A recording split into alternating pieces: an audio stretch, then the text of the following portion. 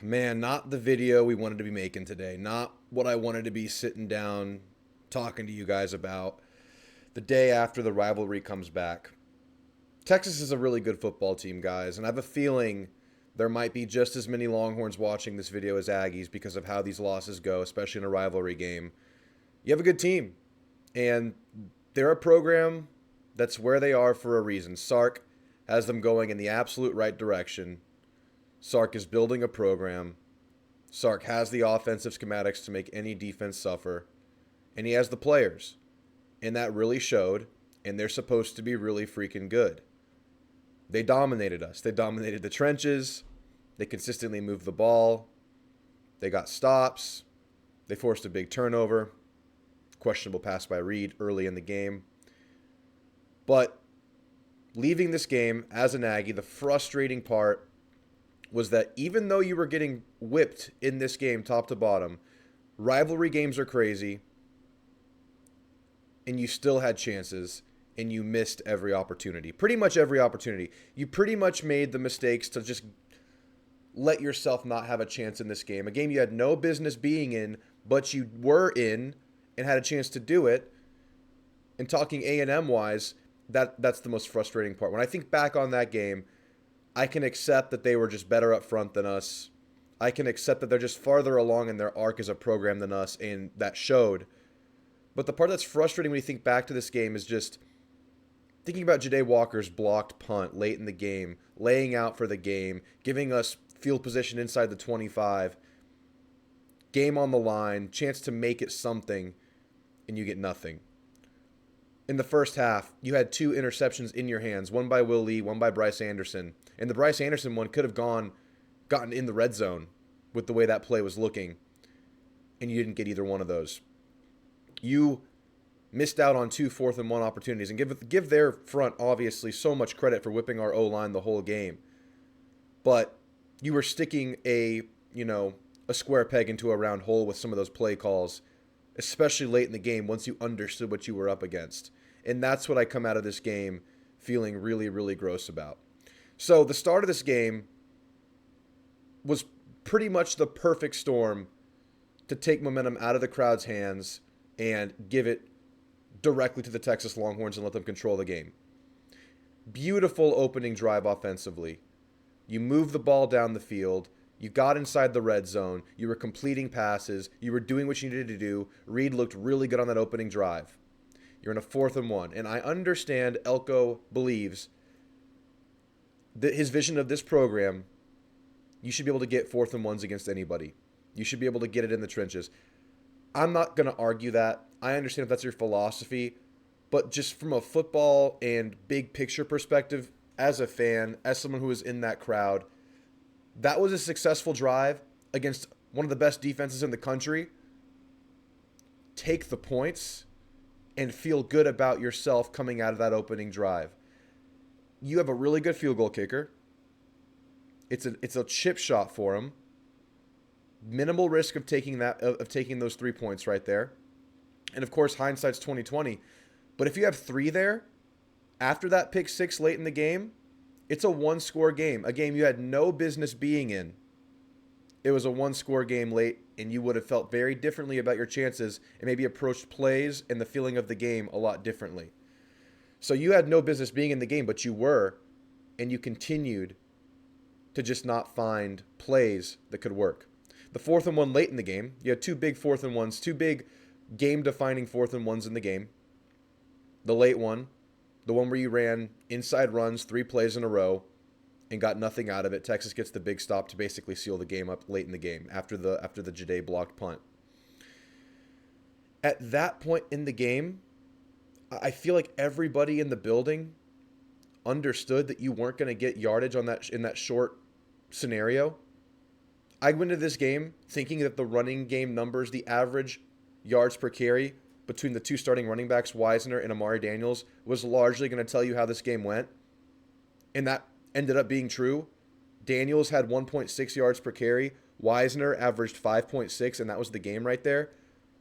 But to the bitter end, sticking to that inside run against that front that was dominating your offensive line, you try that 3 times inside the 5-yard line, I mean, get Reed passing the ball, get Reed moving around, get Reed on a rollout, get Reed on some sort of RPO, get into some sort of triple option look with your RPO packages that you have, because you knew that wasn't working. And to just ram your face into a wall over and over in that regard was very, very frustrating to watch. I mean, I don't know if having Le'Veon Moss in that situation would even have made a difference. I see people talking about that because you were getting whipped before the running back had a chance to do anything about it. And, obviously we miss Le'Veon and we think we could be a different running team with Le'Veon Moss, but when you're getting whipped up front, it doesn't really make that much of a difference how good your running back is. You could have any running back and you're getting whipped that bad, they're getting first contact a yard or two behind the line of scrimmage. It's not going to happen. So that was the part that really stings about this. And obviously losing to your rival, losing to them their first year in the conference, that all sucks really bad. But at the end of the day, it is football. And to leave some of those football plays we think on the table really, really sucked. But again, credit to that team. We were never going to shut them down. We were never going to dominate them.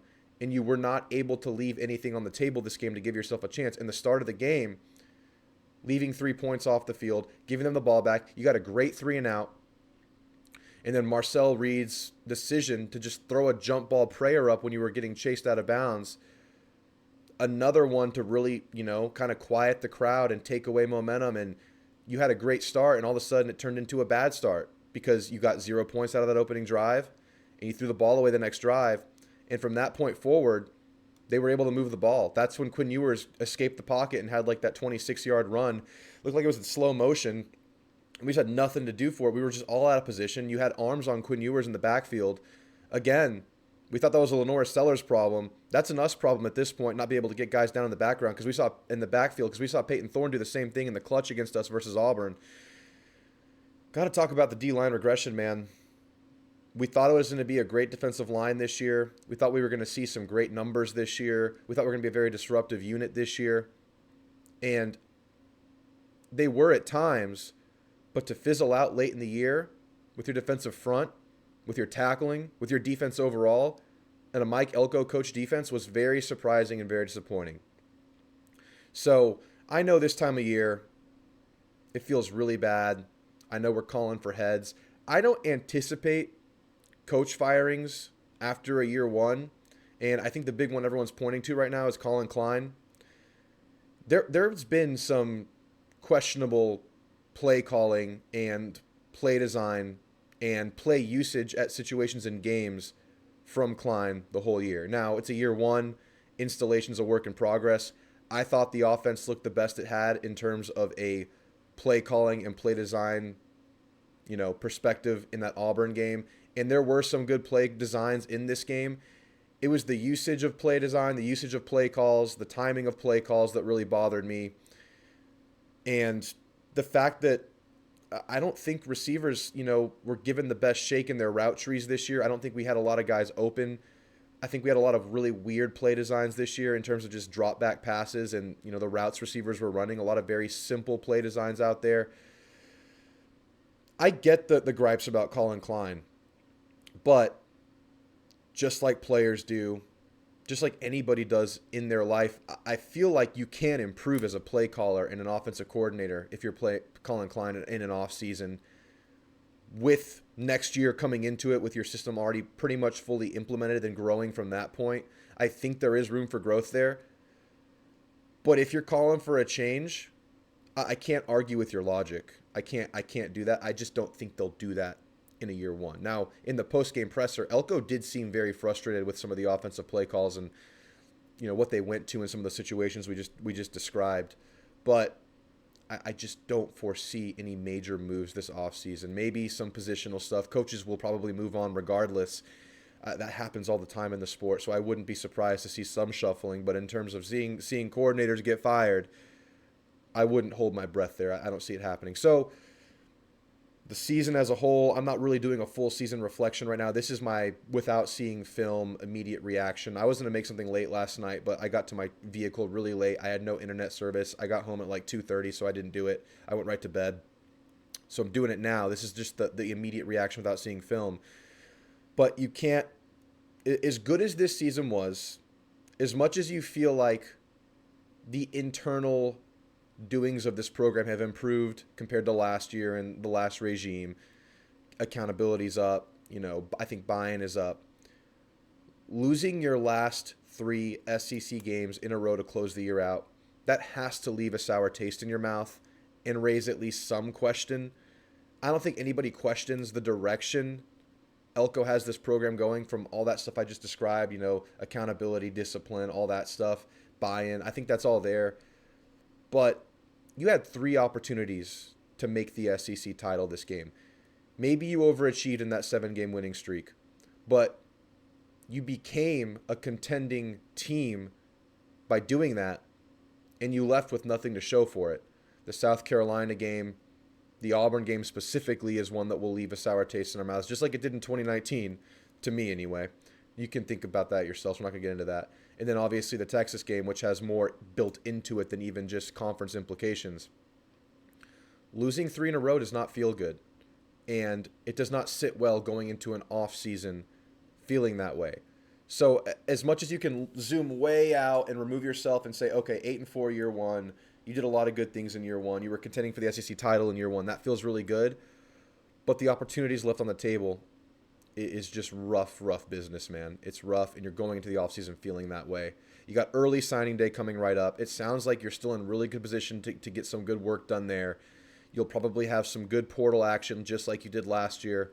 There are going to be positions available for high caliber usage in the receiver room specifically and other parts of the team. You're going to be a good hotspot for players to come in and get immediate playing time, because that's a big factor in some of the premier portal moves. I think you're going to have that available, and I would not be surprised to see A&M do well there.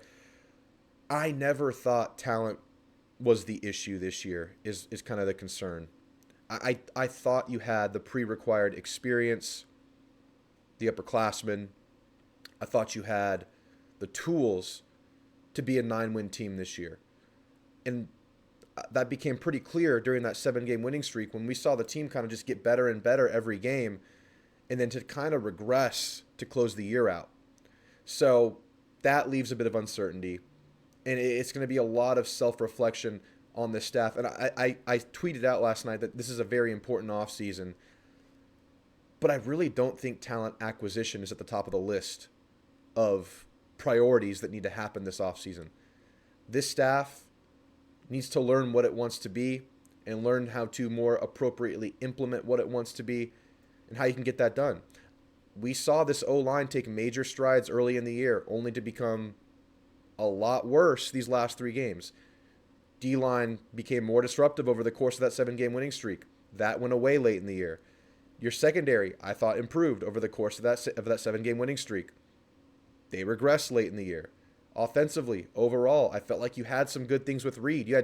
I thought you had 2 very viable quarterbacks this year, and you couldn't make it happen with either one. And if you look at Reed's numbers this last game, they weren't even bad. We just kept trying to stick that square peg into a round hole, running the ball inside against a front that wasn't having it, where you had some success passing the ball against a really good secondary. So I think it comes a lot down to this staff and just figuring out what it needs to do and what it wants to be. That's the big priority this offseason, is getting into that lab, getting into those meeting rooms, and building out this playbook, building out your in-game decision-making, and getting better in that regard. I think talent acquisition will be okay. But again, I don't think talent was the problem this year. I think the receivers are case in point here. I think they get a lot of flack for how bad they were this year. I don't think they were that bad. I thought they were good enough. I just thought you didn't get them involved in enough ways. So, yeah, those are my thoughts coming out of this game. 3 chances, man. 3 chances to make the SEC title game. With the way everything shook out, you beat South Carolina or Auburn or Texas. You're playing again next weekend, even if you lost to the Texas game. Just the way everything happened, the way the tiebreakers would have worked. You would have been in Atlanta next week, and you couldn't get it done. So that's the really, really bad part. I know I'm talking in circles here. This is just the emotional post-game reaction, post-season reaction at this point. Positives, good to see Ruben Owens out there. It was a surprise to get him back this year at all. I thought if we got him back, it would be like in a bowl game or if we somehow made the playoffs. I thought that's when he would come back, when you had a couple weeks off, a lot of time to get back into it. That's good for his trajectory next year. I think you're going to get a lot of guys back next year. I think you're going to get your whole O-line back next year, and I think they did overall make big strides this year, and I think they could be a really, really good offensive line next year if you progress, if you continue to build, if you get stronger, if you get more mature, and guys have to come back, and I think they will. I think the secondary has a great future. I really think it's just a really young unit, and that showed. Some surprising lapses. I think the transition for Bryce Anderson from nickel to safety did not go as anticipated. I think that was much more of a learning curve for him than we all thought it would be, because I think we probably expected more out of Bryce, and I think he knows that. Linebacker was up and down all year. It really was. I think they had some really good moments. I think Torian played a pretty good game versus Texas, but I think overall that room has a lot to grow, and everyone comes back in that room. You got to figure out D-line, though. You're probably losing 3 starters there, at least 2. There's an argument for Shamar Stewart to come back, but I have a feeling NFL teams will want to get him in the room as soon as possible.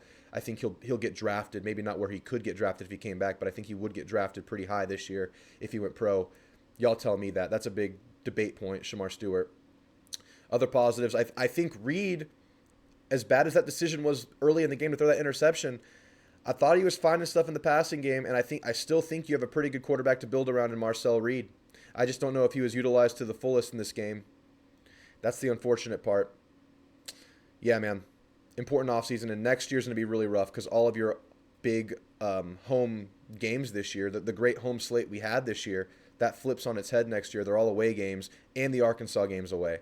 So we might have to, evaluate our expectations for next season very carefully. Because there's a world where even if you improve as an on-field product this offseason, acquire some good talent, get a lot of guys back, feel really good about yourself, there's a world you're looking at another 8-4 season next year, even if you improve. Because it's that tough of a schedule.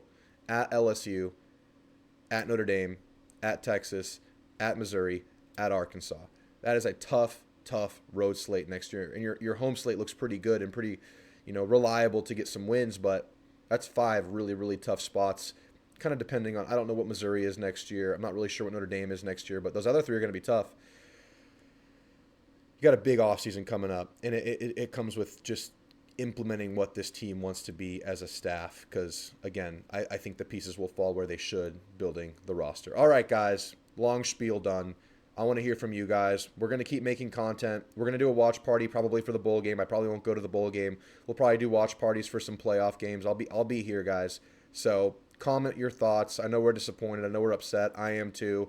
I want to hear it. Let it all out there. Longhorns, go gloat. I know you got to do your thing. We would be doing the same thing if we won. Thanks for being here all year, guys. We'll go live again this week, probably Monday. I might have to move things around with my schedule. I'll let you guys know as soon as I can. Give you guys a chance to call in if you want. I know a lot of us probably shell up at a time like this. It's brutal. It's tough. I'll see you in the next one. Gig 'em.